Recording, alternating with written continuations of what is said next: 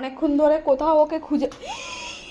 এ বাবা, ওই ওই ওই, এ বাবা, কি করলি দেখি, জিনি দিয়ে দে, দিয়ে দে কিন্তু। কিভাবে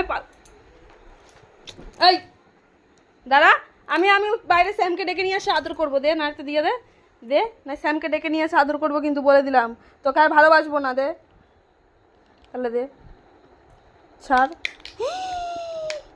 এ বাবা,